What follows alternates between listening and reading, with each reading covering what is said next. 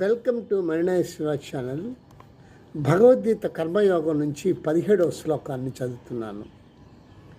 యస్త్వాత్వ రతిరేవ స్యాదాత్మతృప్తశ్చ మానవః ఆత్మన్యేవ చ సంతుష్టస్తస్య కార్యం న విద్యతే. ఎవడు తూ కానీ ఆత్మరతి ఆత్మయందే ఆనందం గొనుచు యావ నిశ్చయముగా శాత్ నిలుచును. ఆత్మతృప్త ఆత్మ వికాసము కలవాడు చ మరియు మానవుడు ఆత్మని ఆత్మయందు యావ మాత్రమే చ మరియు సంతుష్ట పూర్ణతుష్టుడు తస్య వానికి కార్యం చేయదగిన పని న విద్యతే ఉండదు. ఆత్మానుభవపూర్ణుడైన జీవితముతో ఆత్మయందే ఆనందమును గొనుచు ఆత్మయందే తృప్తుడై పరిపూర్ణ సంతుష్టుని పొందిన వానికి చేయవలసిన కర్మమేమీ లేదు.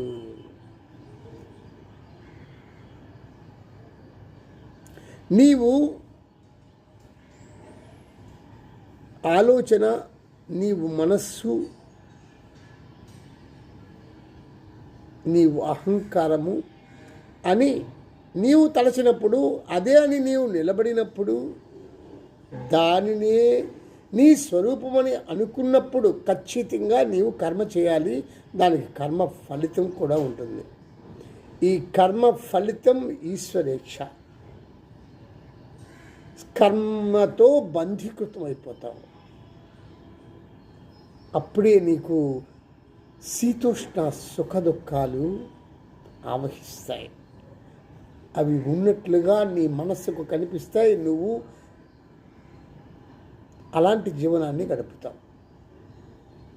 నీవే ఆత్మస్వరూపుడు అని ఎరిగిన నాడు, నీవు ఆత్మవని నిలబడిన నాడు, తెలుసుకున్న నాడు, అనుభవంలోకి నీకు వచ్చిన నాడు నీకు కర్మ చేయనవసరం లేదు, ఫలితము లేదు. ఇది విషయం. సముద్రం నుంచే కెరటం వస్తుంది, ఆత్మ నుంచే మనస్సు వచ్చింది. కెరటం ఎలా వికృతి చేష్టలతో, పెద్ద పెద్ద ధ్వనులతో ఎలా ప్రవర్తిస్తుందో అహంకారంతో, ఓకే, అది కెరటం తెలుసుకున్నాక నా తల్లి ఆత్మే అని ఆత్మలోకి మళ్ళీ వెళ్ళిపోతుంది, సముద్రంలోకి వెళ్ళిపోతుంది. అట్లాగే నీవు కూడా మనస్సు అనే కెరటంతో అనేక ఇబ్బందులు పడి వికృతి చేష్టలు చేస్తూ చివరికి